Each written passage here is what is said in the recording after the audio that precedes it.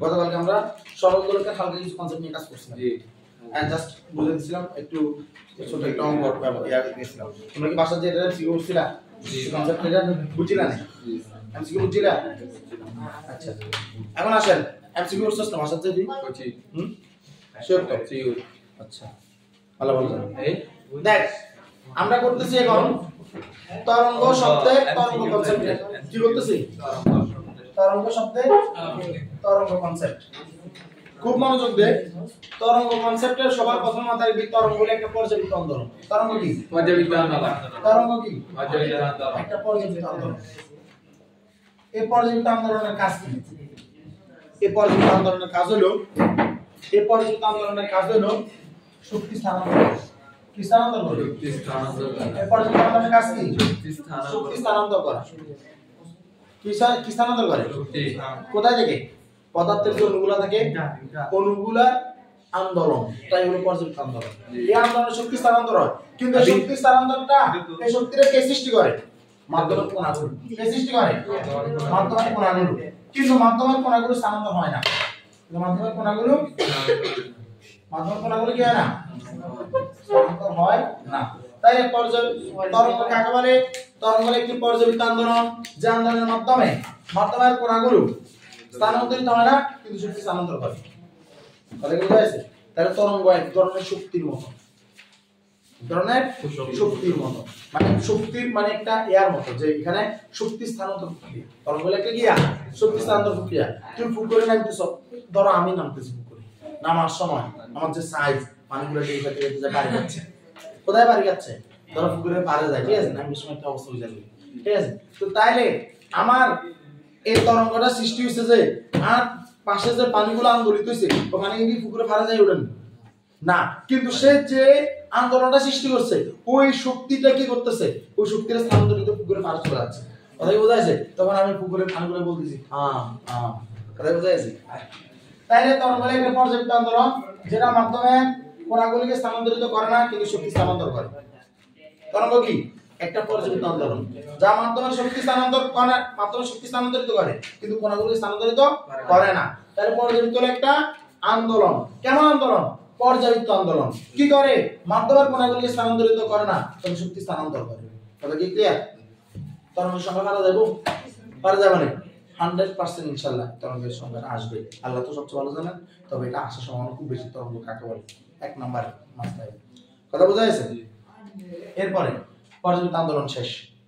এরপর যেটা আসবে তরঙ্গের ভিতরে, আমি এখানে কথাগুলোকে সব ছোট ছোট করে আগাচ্ছি, এখানে কিন্তু বড় কথা দেওয়া যাবে না, তাহলে অনেক টাইম চলে যাবে। আমরা আমাদের উদ্দেশ্য থেকে বিচ্যুত হবো।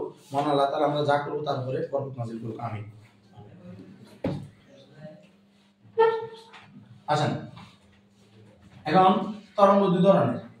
একটা নাম হলো যান্ত্রিক তরঙ্গ, একটা নাম হলো তাড়িত চৌম্বক তরঙ্গ। একটা নাম কি? যান্ত্রিক তরঙ্গ। একটা নাম যান্ত্রিক তরঙ্গ, একটা নাম তাড়িত চৌম্বক তরঙ্গ।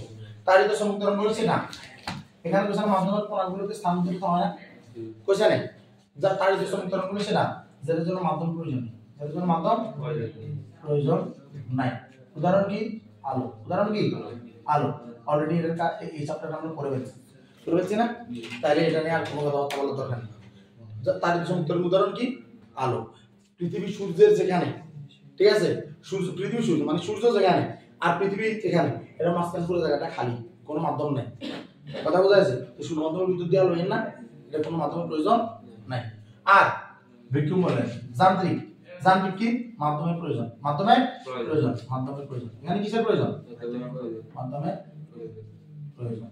এখন যান্ত্রিক তরঙ্গের উদাহরণ কি? যান্ত্রিক তরঙ্গ হচ্ছে এই চ্যাপ্টারে যা করব সব যান্ত্রিক তরঙ্গের উদাহরণ, সবাই কি যান্ত্রিক তরঙ্গের উদাহরণ। সুতরাং পুরো চ্যাপ্টারটাতে মনোযোগ রাখতে হবে, ঠিক আছে, জানতে হবে। তাহলে আসেন, এই যান্ত্রিক তরঙ্গ দুই ধরনের। কয় ধরনের? দুই ধরনের। কি কি? অনুদৈর্ঘ্য, অনুপ্রস্থ। কি কি বলতে থাকেন জোরে জোরে 5 বার। অনুদৈর্ঘ্য, অনুপ্রস্থ। কে গিয়া? অনুদৈর্ঘ্য, অনুপ্রস্থ। যান্ত্রিক তরঙ্গ কয় ধরনের? দুই ধরনের। কে গিয়া? অনুদৈর্ঘ্য, অনুপ্রস্থ। কে গিয়া? অনুদৈর্ঘ্য, অনুপ্রস্থ। অনুদৈর্ঘ্য, অনুপ্রস্থ। এখানে দুটো জিনিস আছে, একটা হলো তরঙ্গের দিক, একটা হলো গিয়া আর একটা হলো কম্পাউন্ডের দিক। আর কে গিয়া কম্পাউন্ডের দিক। কয়টা জিনিস আছে?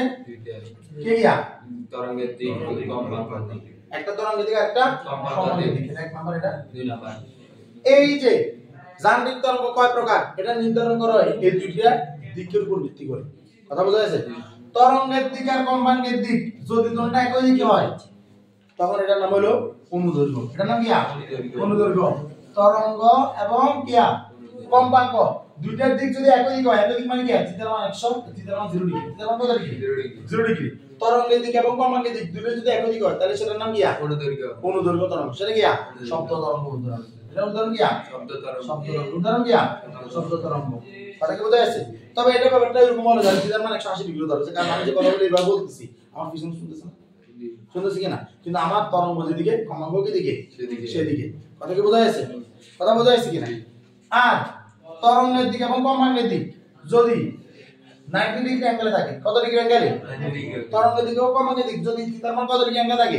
90 ডিগ্রি অ্যাঙ্গেলে, তাহলে এটা হলো অনুপ্রস্থ। এটা নাম কি? অনুপ্রস্থ বা আট তরঙ্গ বা কি? আট তরঙ্গ। আট তরঙ্গ বা কি? আট তরঙ্গ। মন থাকবে লক্ষ্য করে? জি। থাকবে? এই যে এটা হলো তরঙ্গের দিক, এই যে কম্পাঙ্কের দিক, এই যে কত ডিগ্রি? 90 ডিগ্রি। কথা বোঝা যাচ্ছে? কত ডিগ্রি? 90 ডিগ্রি। এটা আর, ঠিক আছে? এটা আড়াআড়ি অবস্থা থাকে। কথা বোঝা যাচ্ছে? তো এটা ছোট করে ধরলে ব্যাপারটা এরকম দেখা যাবে আর কি। এই যে জায়গাটা, এই যে এই জায়গাটা যদি আমরা চিন্তা করি, এটা পোস্ট হয়ে যাচ্ছে, এটা একটা আর, ঠিক আছে? ক্রস, এটা ক্রস সিস্টেম আর তরঙ্গ। মনে থাকবে? মনে থাকবে তো? জি। সিম্পল কথাবার্তা বলে আমরা এটা ইয়া করে দেব। তাহলে এই কথাগুলো মাথায় ঢুকছে না? জি। এটা হলো কি তরঙ্গ? আর তরঙ্গ। এটা হলো পানির তরঙ্গ। এটা কি? এটা কি তরঙ্গ? এটা কি তরঙ্গ? পানির তরঙ্গ। পানির তুই আদি এমনি ধাক্কা মারছস, তোর আতি কি ধাক্কা মারিস মানে নেন বুঝছস না, কিন্তু পানি কি বলবো তোর তরঙ্গের দিকে দিকে, কিন্তু কম্পাঙ্কে পানিগুলো এইভাবে কমে দিয়ে যায়। কথা কি বোঝা যাচ্ছে? কথা বোঝা যাচ্ছে কিনা? তরঙ্গের প্রতিফলন, প্রতিসরণ, পরিবর্তন, ব্যতিচার, অপবর্তন, এগুলো সব ঘটে। কথা কি বোঝা যাচ্ছে? এগুলো সব ঘটে। এখন তোর মাথায় আসতে পারে তো প্রতিফলনটা কোনটা? প্রতিফলনটা হলো যেমন ধর তুই তো সাউন্ড এটা আবার শুনবি, প্রতিধ্বনি, সেটা প্রতিফলন।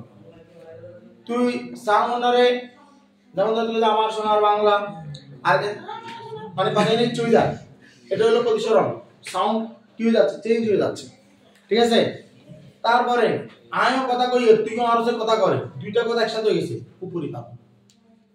কথা কি বোঝা যাচ্ছে কিনা? এই কথাটা ক্লিয়ার কিনা? আর যেমন ধর আই এনে কথা কইয়ে আরেকজনের দেয়ালতে কান লাগে হুনের, ঠিক আছে? ওইটার নাম হলো এই সমাবর্তন, ঠিক আছে? তো এরকম বিভিন্ন কনসেপ্ট জানা কিছু দরকার না, তাই প্রতিফলনটা থাকে, প্রতিধ্বনি। কথা কি ক্লিয়ার? আর কিছু দরকার নেই। তাহলে এখন আমরা তরঙ্গে আরো ডিপে চলে যাচ্ছি বলতে যাচ্ছি না। আমরা আজকে এই জিনিসগুলো করছি না অল্প, এই জিনিসগুলো বাচ্চাদের ভালো করে করিয়ে ক্ষুদ্র হচ্ছে অনুদৈর্ঘ্য তরঙ্গ, অনুপ্রস্থ তরঙ্গ পর্যন্ত। কথা কি ক্লিয়ার? মনে থাকবে না? বাসার যে পরিচিতিগুলো করিয়ে নেবে, এমসিকিউ করবি, ছোট ছোট সংক্ষিপ্ত করবি, যা আজকে কথাবার্তা আলোচনা হয়েছে এগুলোর ভিতরে। হ্যাঁ, অনেক তো কথাবার্তা আছে, আমরা সবকিছু করি না। কেন করি না? কারণ আমরা চ্যাপ্টার এটা পূর্ণাঙ্গভাবে পড়বো, টেস্টের পরে। কথা বোঝা যাচ্ছে? এখন যদি আমাদের সময় এরকম নেই, কারণ এই চ্যাপ্টারে মিনিমাম হলো বহুত টাইম দরকার, ঠিক আছে? আর আমরা নাম কষ্ট কোনো চ্যাপ্টার করি না, ঠিক আছে? যেগুলো ভালো করে করি, কিন্তু যাতে অন্তত আমাদের আনসারগুলো চলে আসে, উত্তরগুলো যাতে আমরা পরীক্ষা পারি, শুধু ওগুলো নিয়ে আলোচনা হবে। এই কারণে ওই বেশি করাচ্ছি না। আসসালামু আলাইকুম।